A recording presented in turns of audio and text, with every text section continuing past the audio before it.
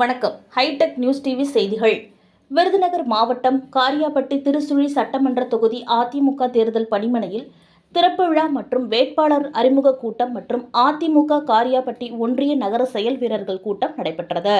இதில் திருசுழி சட்டமன்ற தொகுதி அதிமுக வேட்பாளர் MS.R. ராஜவர்மன், தொகுதி பொறுப்பாளர் முன்னாள் MP நிறைகுளம்தான் உட்பட ஏராளமானோர் கலந்து கொண்டனர்.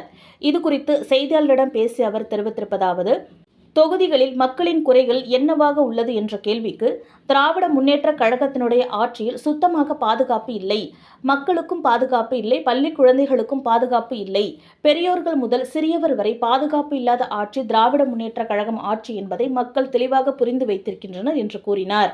பிறகு திமுகவின் தேர்தல் அறிக்கை குறித்து கேட்ட கேள்விக்கு, ஏற்கனவே 585 தேர்தல் அறிக்கையில் எத்தனை தேர்தல் அறிக்கைகள் நிறைவேற்றி இருக்கிறார்கள் என்பது மக்களுக்கு தெரியும்.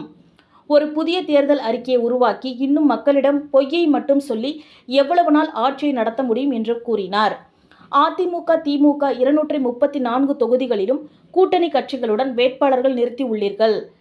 தவேக தலைவர் விஜய் 234 தொகுதிகளிலும் தனித்து போட்டியிடுவது பற்றிய கேள்விக்கு, 234 தொகுதிகளிலும் களமே இல்லாமல் போய்விடும், ஏதோ மீடியாக்கள் டிவிகே என்று கூறிக்கொண்டே இருக்கிறார்கள். மக்களிடம், தென் மாவட்ட மக்களிடம் டிவிகே என்பது என்னவென்று தெரியாது. கொரோனா நேரத்தில் வந்து ஏழை எளிய மக்களுக்கு உதவி செய்தாரா, இல்லை நடிகர் சங்கத்திற்கு பல்லாயிரம் கோடியை கொடுத்து உதவினாரா, தமிழ்நாட்டு மக்களுக்கு, ஊனமுற்றோர்கள், புற்றுநோயால் பாதிக்கப்பட்டவர்களுக்கு ஏதேனும் மருத்துவமனை அமைத்தாரா, இதுபோன்று அவர் என்ன செய்தார் என்று பதிலளித்தார்.